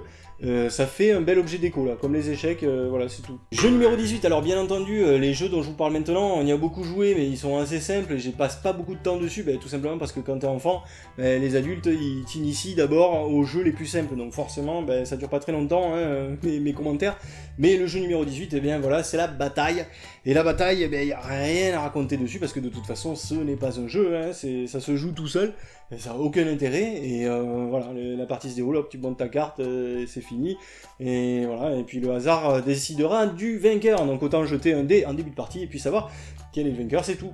Voilà. Jeu numéro 17 de ce top des jeux les plus pratiqués dans mon enfance, le Memory. Alors le Memory, je pense que tout le monde en a eu un. Moi en particulier, j'avais ce Memory là que je vous montre qui était un Memory France. Et donc le Memory France avec des photos plus ou moins inspirées voilà, de la France. Il y avait un peu de tout dedans, il y avait des fromages, il y avait du vin, etc. etc. C'est kitsch à souhait, voilà, moi c'est exactement celui-ci que j'avais, voilà, je tenais à vous le présenter quand même, c'est vraiment très très kitsch, hein. Alors bon, le Memory, j'aimais bien ça moi à l'époque, hein. En plus je trouvais les photos plutôt jolies, à l'époque. Aujourd'hui, bon, voilà, bon, pourquoi pas, ma foi, mais ouais, j'aimais bien essayer de me souvenir comme ça, où est-ce que j'avais vu la première image, la repérer, etc. C'était un jeu qui me parlait pas mal. Moi, ce que j'aime pas en fait dans les jeux de mémoire, c'est la notion de rapidité derrière, c'est-à-dire mémoire, hop, rapidité, quoi, réflexe, quoi, en fait. Comme dans le Jungle Speed, le Double, etc. Ça me saoule, quoi. Mais si par contre vous me laissez le temps, là oui, c'est un jeu qui peut éventuellement m'intéresser. Alors, ça m'intéresse beaucoup moins hein, de jouer au Memory aujourd'hui, hein, vous l'aurez compris. Mais en tout cas, à l'époque, étant gamin, j'aimais bien ça. Jeu numéro 16 de ce top, le jeu de loi. Bon, est-il vraiment utile de vous le présenter? Moi, je me souviens qu'on avait un plateau qui était vraiment sympa, avec de jolies cases. C'était un jeu de loi assez vintage, hein. Je pense qu'il devait dater des années 50-60 au moins. C'était, ouais, il y avait de jolies cases, il y avait des petites têtes de mort, il y avait, je me rappelle, le puits était assez glauque. Il y avait, ouais, ça avait un charme un peu suranné. Voilà, visuellement c'était sympa. Après voilà, je vais pas m'attarder sur le jeu de loi. Quand t'es gamin, ça va bien, surtout à un très jeune âge. Jeu numéro 15, l'attrape-souris, le fameux attrape-souris, encore un jeu MB. L'attrape-souris, qu'est-ce qu'on a joué à attrape-souris, et ça nous faisait marrer en plus, c'est ça le pire. Et on montait, cette espèce de machinerie là, en espérant que ça marche à la fin, ça ne marchait jamais. C'est terrible, hein. Je sais pas qui a conçu ce jeu, mais les ingénieurs étaient bourrés, c'est pas possible, ça marche jamais. Enfin, dites-moi dans les commentaires si vous, ça marchait chez vous, mais là, même j'ai racheté attrape-souris, hein, parce que je l'avais plus, je l'ai racheté pour ma fille pour qu'elle puisse tester, donc une ancienne version, hein, pas le nouvel attrape-souris, peut-être que celui-là marche très bien, j'en sais rien, mais j'ai racheté l'ancienne version hein, de mon époque, putain mais ça marche toujours pas, c'est pas possible, pourtant aujourd'hui je suis adulte, je devrais pouvoir le faire fonctionner ça, mais c'est terrible, t'as toujours la botte qui part pas au bon endroit, t'as le truc qui est pas bien, t'as la main qui suit pas, putain... Alors bon, attrape-souris, après pour ceux qui connaissent pas, c'est un jeu de loi tout simple, hein, sauf que dessus, il y a des petites cases qui vous indiquent parfois de bâtir une partie de l'élément de piège qui va se déclencher tout à la fin du jeu. C'est un jeu qui est un peu long, voilà, on monte ce truc, ça dure des plombes, et à la fin on tourne en rond, il faut qu'il y ait une souris sur le gruyère, une souris sur la manivelle pour pouvoir déclencher le piège. Voilà, donc c'est le genre de jeu qui prend des plombes, quoi. Surtout si vous jouez à 4 ou 5, là, je sais plus jusqu'à combien vous pouvez jouer. Alors oui, le matériel c'est super sympa pour les gamins, mais ça n'a vraiment aucun intérêt, et putain, on se fait chier, quoi. Mais on y a joué, alors je vous dis on se fait chier en tant qu'adulte, hein, parce que j'y joue avec ma fille, mais attrape-souris, qu'est-ce qu'on a pu rigoler avec ce truc, mais c'était super de construire ça. C'était un peu les Lego en jeu de société, quoi, ou les Playmobil en jeu de société, il fallait construire un peu l'univers. Voilà, c'est le seul intérêt d'attrape-souris, c'est son matériel, mais comme souvent avec les jeux MB, c'est comme ça. Ouais, désolé, il y a la batterie qui m'a claqué entre les doigts, donc entre temps je suis allé me chercher un petit verre d'eau. Parce que bon là ça commence à faire long un petit peu, hein, ça fait un petit moment là que la vidéo tourne, mais bon, c'est une vidéo relax, donc allez c'est parti, on continue ce top. Jeu numéro 14 de ce top, le Puissance 4. Alors le Puissance 4, je pense que vous êtes très nombreux à y avoir joué aussi. En gros c'est un morpion amélioré, hein, on pourrait y jouer sur une feuille de papier, mais là il y a le matos MB, voilà tout simplement. Alors bon, pas grand chose à se dire sur ce jeu. Nous on en a détourné quelquefois l'usage d'ailleurs pour en faire une espèce de... Je sais pas si vous voyez ces petites machines à pièces là qu'il y a dans les fêtes foraines qui poussent des objets, qui poussent des pièces, etc. On faisait ça avec le Puissance 4 en fait. Bon alors on jouait au Puissance 4 aussi, hein, mais ça finissait par dégénérer à chaque fois comme ça. Voilà, c'est pour la petite anecdote. Et voilà, j'ai rien de plus à dire sur ce jeu. Je pense que tout le monde voit ce que c'est, et voilà, jeu MB classique. Qu'on aimait bien, hein, on nous a pas trop forcé à y jouer, donc voilà, c'est pour ça qu'il est en position 14 dans ce top, c'est qu'on y a pas mal joué. Numéro 13 de ce top, le Monopoly. Alors, le Monopoly, je vais pas vous présenter le Monopoly quand même, donc... c'est un jeu voilà, qui irrémédiablement finit au placard, mais bon, avant d'en passer par là, il a fallu y jouer, quoi. Il a fallu y jouer, et tu joues pas mal de parties, et les parties sont très longues, et donc, oui, le Monopoly figure en bonne place dans la plupart des tops de jeux pratiqués pendant l'enfance des gamins du monde occidental, c'est certain, malheureusement. Alors voilà, bon, le Monopoly, toujours pareil, j'ai mis en lien la vidéo. Voilà, si vous voulez vous délirer un petit peu avec le Monopoly, allez voir la vidéo que j'avais faite le 1er avril 2018 ou 2019, je ne sais plus. Voilà, je m'étais bien amusé à la faire celle-là, même si elle date un petit peu maintenant. Mais voilà, allez voir ça, et puis ça vous réconciliera peut-être avec une certaine version du Monopoly. Numéro 12 de ce top, le Mistigris. Alors le Mistigris, je pense que c'est pareil, tout le monde y a joué quand il était gosse. C'est un jeu qui me faisait pas mal marrer, voilà, faire les paires, et surtout ne pas tomber sur le Mistigris. Ah, le Mistigris, on disait tout ça, je pense que mes enfants le font encore aujourd'hui, donc... c'est simple, mais c'est efficace, voilà, pour les enfants, il y a ce petit côté pression, ce petit côté... attention, ça va nous tomber dessus, et bon, voilà, c'est le Mistigris, quoi. Voilà. Jeu numéro 11 de ce classement, le Cochon Kiri. Le Cochon Kiri, alors nous on avait une version en plus assez ancienne du Cochon Kiri. Bon, c'est la quintessence du jeu de hasard, là pour le coup, parce que vous lancez un dé, et en fonction du résultat, vous obtenez un membre du cochon pour pouvoir le fabriquer en entier. Celui qui arrive en premier a gagné, donc... Voilà, tu lances un dé en début de partie, c'est comme le jeu de loi, tu vois qui a gagné et puis c'est tout. Petite anecdote, bon, le Cochon Kiri, il a été inventé dans les années 30 comme les petits chevaux, mais nous on avait une version, alors on avait le Cochon Kiri, puis on avait une autre version à laquelle on jouait aussi qui était l'Auto Kiri. qui est certainement moins connu. Je ne sais pas si vous avez déjà entendu parler de l'Autokiri. C'était, voilà, c'était, au lieu de fabriquer les cochons, on fabriquait les voitures. C'était des voitures genre des tractions ou quelque chose comme ça, enfin des voitures, elles avaient une capote, donc des décapotables des années... je vais dire une connerie, 30, 40, je ne sais pas. Voilà, des années 30, je dirais. Et voilà, bon, c'était plutôt classe d'ailleurs comme design cette Autokiri. Voilà. Allez, on va rentrer maintenant dans le top 10 de ces jeux les plus pratiqués pendant mon enfance, et à commencer par le numéro 10, le nain jaune. Le nain jaune, est-ce que vous connaissez le nain jaune? Je pense qu'il y a beaucoup de gens qui connaissent un jeu qui date 18e siècle, je crois. 18e siècle, donc c'est un jeu de cartes classique, hein, avec des as, des valets, des dames, etc. Et la différence, c'est que là, il y a une mise. C'est-à-dire que vous avez un plateau, en fait, comme ça, en bois, ou une autre matière, peu importe, et dans laquelle, donc il y a 5 cartes, je crois, sur lesquelles on va miser en début de partie. Je sais plus, il y a je crois que le nain jaune, notamment, je crois que c'est un 7. Qui rapporte le plus, je crois. Hein. Et donc il y a un roi, il y a une dame, enfin, etc. On mise là-dessus, tous les joueurs misent là-dessus. Et alors, je sais plus exactement comment ça se passe, je pense que c'est quand... je sais pas si c'est quand on sort cette carte, quand on arrive à la remporter dans une main qui est jouée, qu'on remporte la mise liée à cette carte-là. Voilà. Et je crois qu'il y a des cartes qui parfois ne rapportent pas, et donc la mise se cumule comme ça, d'une manche sur l'autre, il me semble. Voilà, c'est pareil, j'ai des souvenirs très diffus. Le nain jaune, pourtant, on y a joué, mais 50 000 fois, 500 000 fois, j'en sais rien, mais avec ma grand-mère, ma mère, mes frères et sœurs, on sortait le nain jaune tout le temps. Tout le temps. C'était... je crois qu'il y avait le système des mises qui nous intéressait pas mal, qui nous excitait pas mal. Et puis bon, les grands-parents, les parents étant assez fans de jeux de cartes classiques, c'était le bon compromis, voilà, jeu de cartes classiques, et puis à côté t'as le petit côté mise qui rajoute un peu de piment.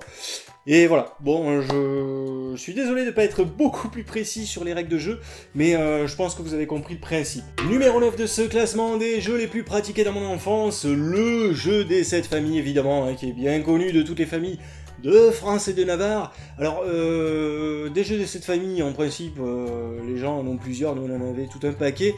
Celui qui m'a le plus marqué, c'était la collection Marc et Julie. Je sais pas si vous vous rappelez de ces boîtes-là. Et il y avait tout plein de thèmes, il y avait les loisirs, il y avait l'histoire, il y avait plein de trucs. Je crois qu'on jouait surtout sur l'histoire, notamment. D'ailleurs, je l'ai racheté, cette boîte-là, par pure nostalgie, et puis pour pouvoir pratiquer le jeu avec mes filles. Le jeu de mon enfance.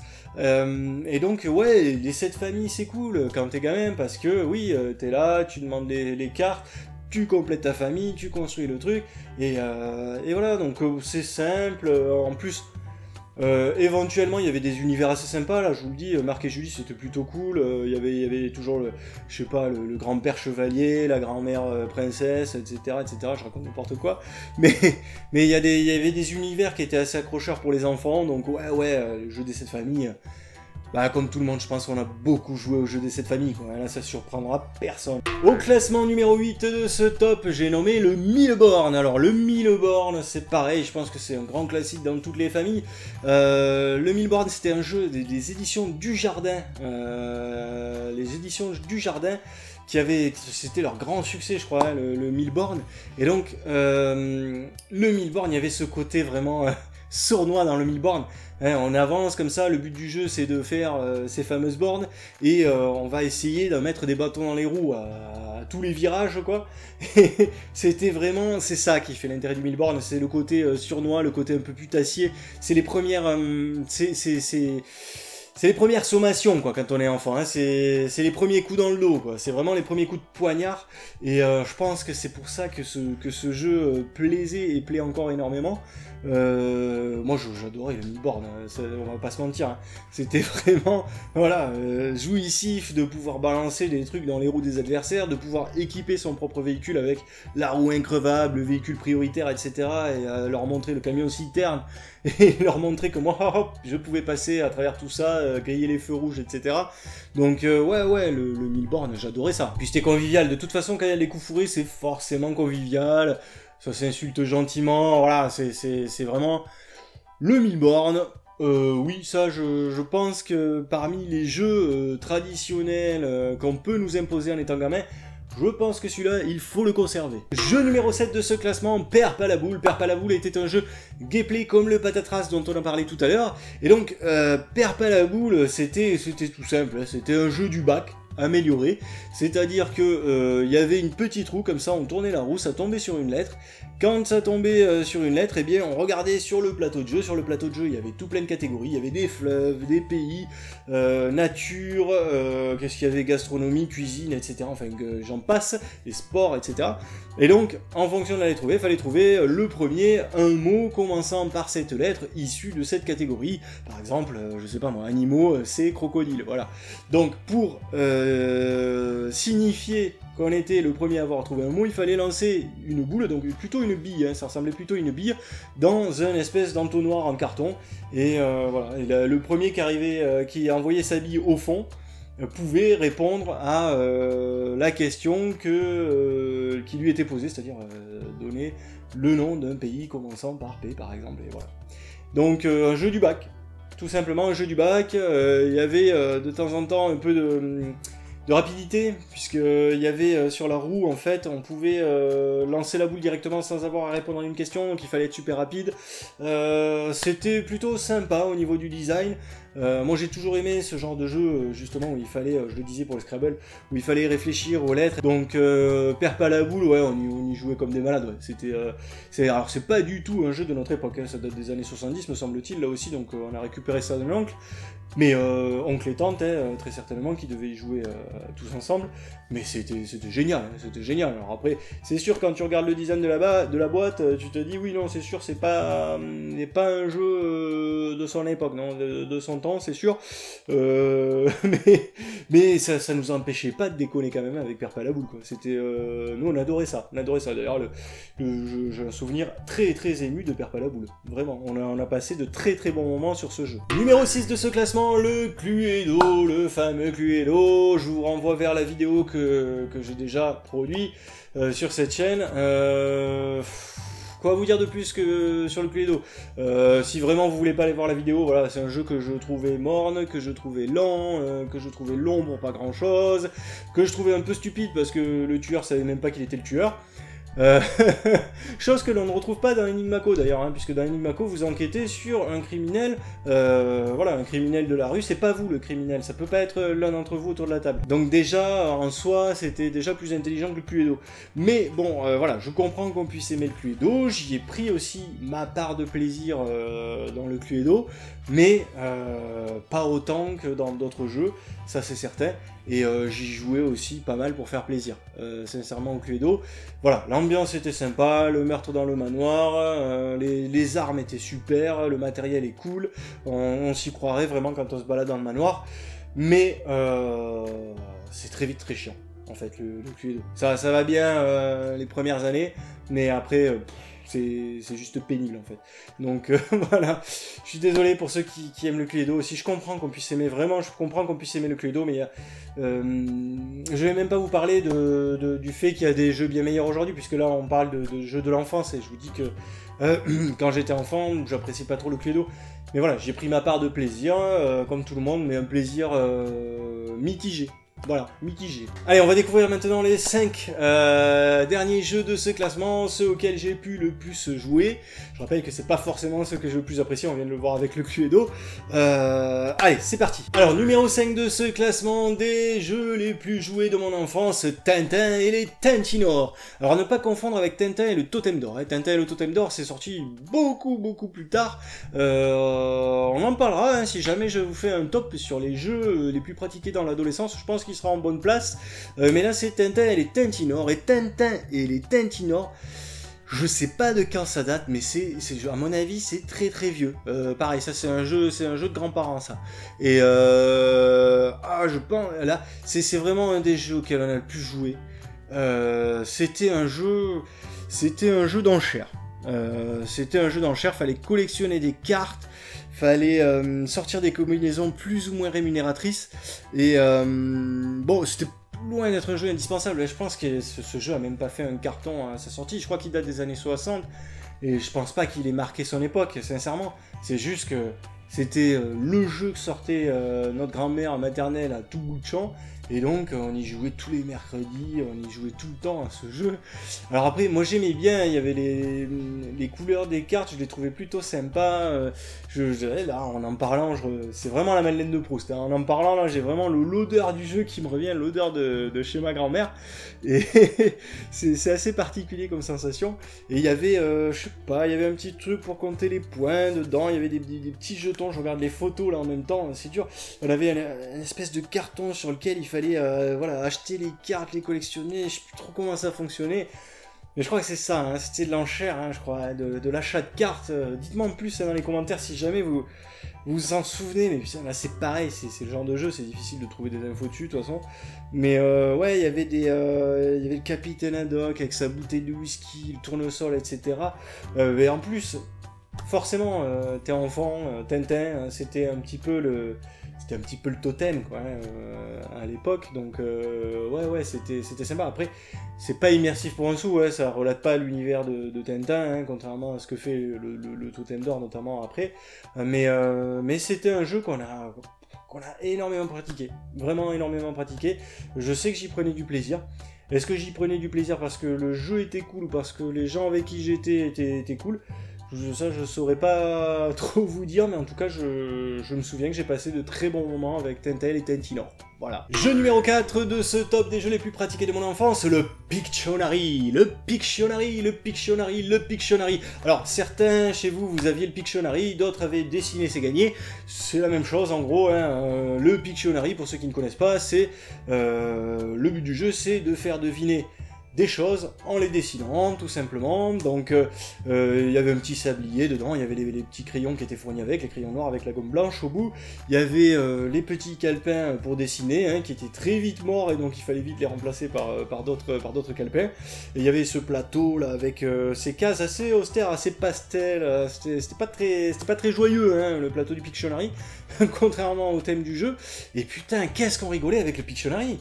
C'était un jeu, moi, je pense que c'est l'un des jeux avec lequel j'ai eu les plus gros fous rires de ma vie. Mais vraiment, c'est le Pictionary, le principe de jeu était juste génial. Génial, et dessiner c'est gagné aussi du coup.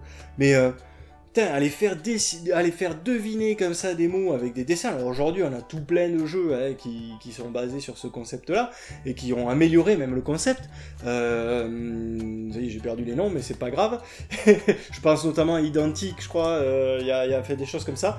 Et putain, le Pictionary, mais qu'est-ce qu'on l'a sorti ce jeu? Qu'est-ce qu'on l'a sorti ce jeu? Le Pictionary, dès qu'il y avait du monde à la maison, il fallait qu'on sorte un Pictionary, quoi. C'était la grosse rigolade et on refaisait une partie derrière et c'était... Je pense que le Pictionary est vraiment un de mes meilleurs souvenirs de jeu. Vraiment, c'est... D'ailleurs, je l'ai racheté hein, dans sa nouvelle version. Parce que c'est tellement bon ce genre de jeu, et plus on est nombreux, plus on rigole dans ce genre de jeu, c'est énorme. Le concept de jeu le plus simple du monde et le plus efficace du monde, voilà. T'avais toujours cette phrase, quoi, c'était une mouche ça, t'es sûr, on dirait un éléphant. Il y avait des petites techniques pour essayer de faire comprendre. Alors attention, il y avait des règles de jeu, on pouvait pas écrire de chiffres, etc. Mais on pouvait s'en sortir si jamais la personne comprenait pas en faisant des rébus ou ce genre de choses là. C'était, ouais, ça faisait appel quand même à de la réflexion quand même, c'est pas juste de la pure déconnade le Pictionary, il y avait quand même derrière quelque chose, il y avait, puis bon, il y avait la démarche artistique quoi, je veux dire, après, il y avait des dessins qu'on pouvait encadrer, tellement ils étaient magnifiques, voilà, non, le Pictionary, hein, ça c'est un jeu qu'il faut avoir dans sa ludothèque, c'est obligatoire, et sincèrement, si vous n'avez pas connu le Pictionary étant enfant, vous êtes passé à côté de quelque chose quand même, je trouve. De certaines tranches de rigolade, vous avez eu une enfance très triste si vous n'avez pas connu le Pictionary ou Dessiner c'est gagné ou autre. Voilà. Allez, on va rentrer maintenant dans le top 3 des jeux les plus pratiqués pendant mon enfance, et à commencer par les mystères de Pékin. Alors ça, c'était sur la fin de l'enfance, mais on y a énormément joué. D'ailleurs, la boîte avait souffert comme c'est pas permis. Les éléments de jeu aussi à l'intérieur. On n'arrêtait pas, enfin moi je voulais tout le temps y jouer à ce jeu, les mystères de Pékin, les mystères de Pékin, les mystères de Pékin. Les mystères de Pékin c'est un jeu d'enquête, mais déjà il est vachement moins morne que le Cluedo, il est beaucoup plus dynamique, beaucoup plus coloré. On enquête vraiment un peu à la manière d'un Enigmaco d'ailleurs, on enquête vraiment dans la rue, on se balade, on va récolter des indices, on va essayer de trouver qui est le coupable. Et le coupable, c'est pas quelqu'un autour de la pièce, le coupable c'est vraiment quelqu'un qui est dans un livret. Il y a un petit scénario avant. Il y a un petit scénario avant où on explique comment s'est passé le crime, qu'est-ce que c'était, etc. Et alors, derrière, c'est pas une murder party, c'est-à-dire qu'on va pas vraiment poser des questions à des témoins et tout. Mais il y a des éléments, en fait, sur le plateau qui vont représenter les témoignages des témoins, etc. Et donc, on va aller récolter tout ça, reconstituer les morceaux du puzzle et tenter de résoudre l'enquête. Alors, quand je dis c'est pas une murder party, c'est quand même pour moi beaucoup plus immersif que le Cluedo, les mystères de Pékin, parce que les indices qu'il y avait dedans, c'était toujours... il y avait un petit côté qui est en fait dedans. C'était le coupable ne porte pas de chapeau par exemple, ou le coupable a des moustaches. Et en recoupant tous ces témoignages, en fait, on avait vraiment une idée très précise de qui était le coupable, jusqu'à la fin le trouver complètement. Et donc, en plus de ça, tous ces témoignages, bien souvent, on les récupérait en décodant des messages. Et ça, en termes d'immersion, pour des gamins, c'est génial. Donc on pouvait les décoder avec un miroir, c'est-à-dire que les témoignages, on ne pouvait les lire qu'à l'envers. Il y avait un filtre rouge aussi, c'est des méthodes toutes cons, hein, mais c'est ça qui rend le jeu intéressant. Il y avait un filtre rouge qu'on passait voilà, qui nous permettait de lire un autre indice. Il y avait un espèce de filtre transparent avec écrit dessus Spy, voilà, espion, qui nous permettrait d'en lire un autre. Il y avait plein de trucs comme ça, et c'était super sympa. On avait vraiment l'impression d'avoir du matériel d'espion et d'enquêter là-dessus. Et on se baladait dans la ville, il y avait des cartes avec des événements, des choses comme ça. Ouais, vraiment un jeu bien pensé, dynamique, joli, intéressant. Et à la fin, quand on allait résoudre le crime, c'est pareil, il y avait une petite affichette comme ça avec je crois que c'était des yeux. C'était les yeux des personnages qui étaient percés, et donc ça nous permettait de voir quel était le numéro du coupable de ce scénario. Et donc jusqu'au bout, en fait, ils sont allés dans le délire de faire quelque chose d'immersif et de sympa pour les enfants. Alors j'ai racheté la nouvelle version, j'ai plus l'ancienne, et c'est bien dommage, parce que je suis déçu de la nouvelle version. Le matériel dedans est vraiment beaucoup moins bien fait, ne serait-ce que les pions. Déjà à l'époque on avait des pions qui étaient en plastique dur, c'était vraiment très beau. Là c'est des pions en carton, il y a les cartes font cheap, vraiment. Ça me plaît pas. Il y avait des jeux de mots avec les personnages. Par exemple, je me rappelle, il y a celui qui faisait récif qui s'appelait Lee Pressing. Il y avait des trucs comme ça. Il y avait le vieux sage. Je me rappelle des personnages, quoi. C'est un truc de fou quand même. Hein. Je sais plus que Miss Rose, je crois. Il y avait des personnages qui étaient en couleur, vraiment, on sentait qu'il y avait un monde qui vivait dans cette boîte, et c'était vraiment, mais cette boîte est magnifique, regardez-moi ce dragon vert là, on le croirait sorti de Saint Seiya, vraiment c'était super beau. Et pour le coup là c'était un jeu MB, encore. Et comme quoi MB savait faire des jeux quand même, il y avait toute une pléiade de jeux avec du matos et ça servait à rien, c'était plus du jouet que du jeu. Et puis à côté de ça t'avais les mystères de Pékin par exemple. Et là, ouais, tu t'éclatais, t'avais un vrai jeu quoi. Bref voilà, moi j'ai adoré jouer aux mystères de Pékin, c'est certainement, je pense, l'un de mes jeux préférés de l'époque, l'un de mes 2 jeux ou 3 jeux préférés de l'époque, et je peux vous garantir qu'on l'a rentabilisé le jeu. Voilà, donc je ne saurais que trop vous conseiller d'initier les enfants au mystère de Pékin. C'est vraiment un jeu qui en a sous le capot, et qui déjà faisait effet à l'époque, mais qui à mon avis aujourd'hui fonctionne encore très bien. Deuxième jeu de ce classement des jeux les plus pratiqués de mon enfance, et j'ai déjà fait une vidéo sur ce jeu-là, c'est l'Île Infernale. Alors l'Île Infernale, encore un jeu MB, hein, alors là pour le coup, un jeu MB avec le matos, et alors des règles du jeu très simples, hein, c'est un jeu de loi hyper boosté, mais quand même avec quelques petites particularités, quelques petites subtilités qui font que le jeu est intéressant pour les enfants. Alors, depuis ma vidéo, j'y ai rejoué donc du coup avec mes filles, avec leurs petits cousins, etc.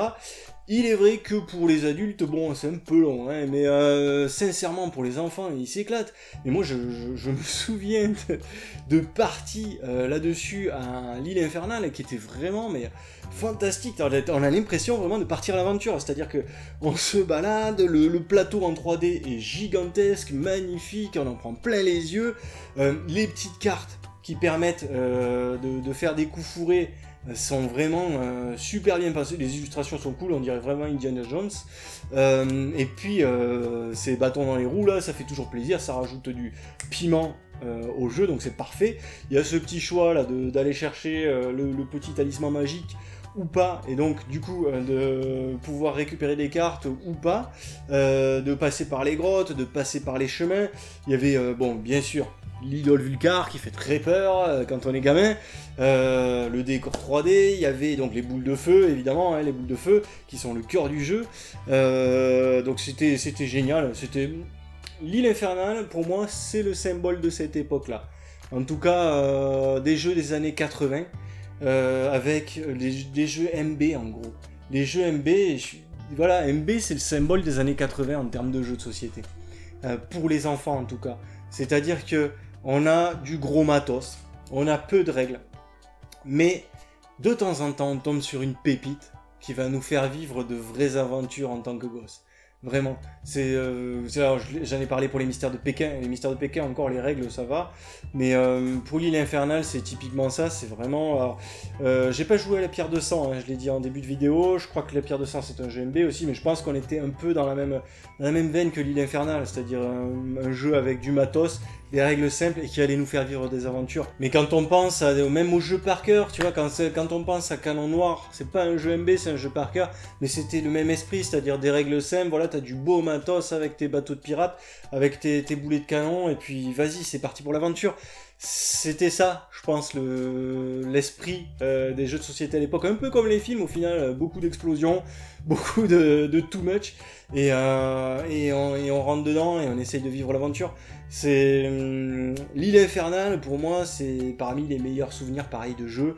C'est un jeu, mais alors vous avez vu l'état de la boîte quand j'ai fait la vidéo sur l'île infernale, c'est un jeu dans lequel on a vécu, quoi.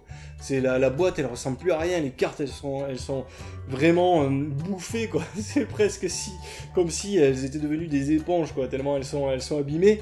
Et c'est un jeu qu'on a fait, refait et surfait, quoi. Vraiment, l'île infernale, je pense que ça ravive pas mal de souvenirs chez nombre de personnes de ma génération, parce que c'était vraiment le summum en termes d'imaginaire.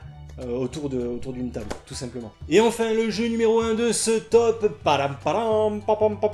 Alors, en réalité, sur ce numéro 1, il y a deux jeux, mais en fait, ces deux jeux n'en font qu'un, vous allez vite comprendre. Il s'agit de Labyrinthe et Labyrinthe Master. Alors, sachant que Labyrinthe Master, on y a joué surtout sur la fin, hein, c'est-à-dire sur la fin de l'enfance, début de l'adolescence, mais la plupart du temps, en fait, on l'a passé sur Labyrinthe de base, mais je compte quand même Labyrinthe Master parce que, oui, cette fin d'enfance, c'était plus Labyrinthe Master qui avait la cote auprès de nous. Alors, bon...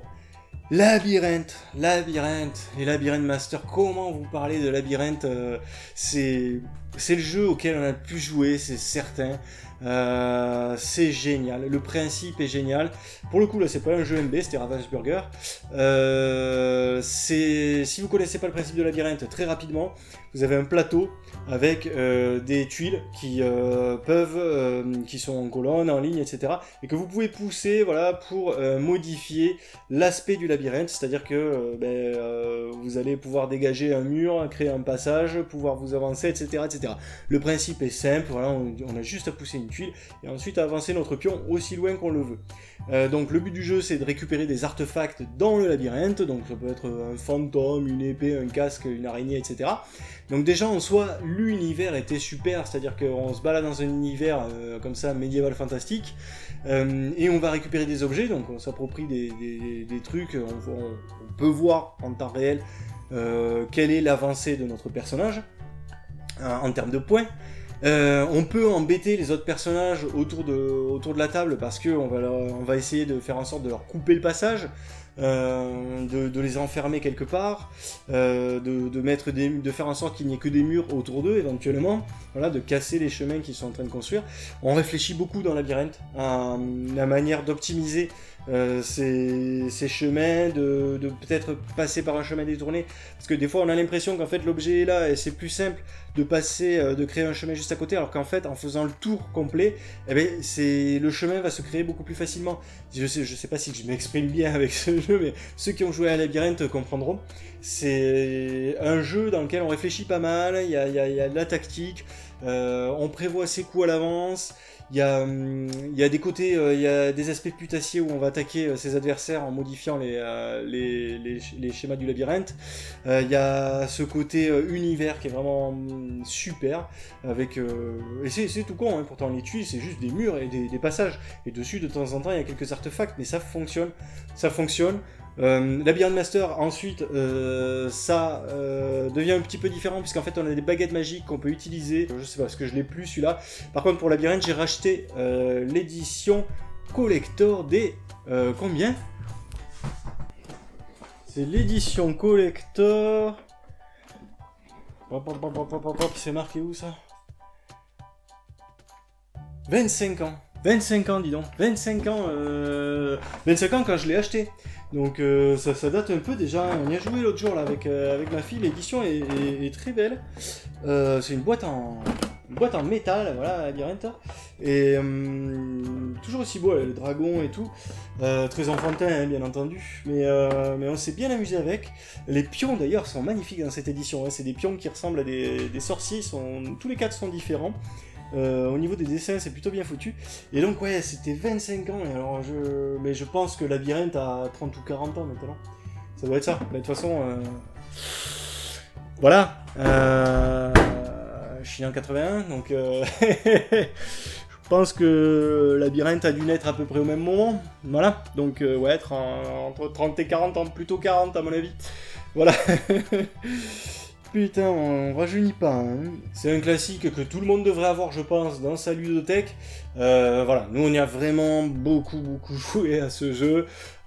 C'était le jeu numéro 1, en tout cas chez nous à la maison. J'adorais Labyrinthe. C'était vraiment top là. De toute façon, les 3 derniers jeux que je vous ai cités, que ce soit Labyrinthe, Mystère de Pékin ou l'île infernale, c'est les 3 jeux sur lesquels on a le plus tourné. Et même si demain on arrive à me prouver par A plus B que j'ai plus joué à Mystère de Pékin qu'à l'île infernale ou qu'à Labyrinthe, oui, je dirais peut-être la raison, mais quoi qu'il en soit, les 3 jeux auxquels on a le plus joué, c'est sûr, c'est ceux-là. Et c'est les jeux, ça tombe bien, que j'appréciais le plus. Et ça, c'est pas plus mal. Alors, c'est vrai que on a pas mal joué à la bataille, on a pas mal joué à d'autres jeux beaucoup moins intéressants, mais au final, quand même, on a eu beaucoup de bons moments sur d'excellents jeux pour les enfants. C'était vraiment une bonne époque. Voilà, et c'était bien sympa de faire cette vidéo parce que ça me rappelle mais tout un tas de souvenirs. C'est quand même assez incroyable. Pourtant, j'avais préparé un petit peu et puis j'avais pas repensé à autant de choses. Là, c'est vrai que c'est plutôt sympa de faire cet exercice. Et je pense que je l'avais dans un coin de la tête. Je crois que j'en ai parlé tout à l'heure. Je pense que je ferai peut-être une vidéo top 50 sur les jeux les plus pratiqués de mon adolescence.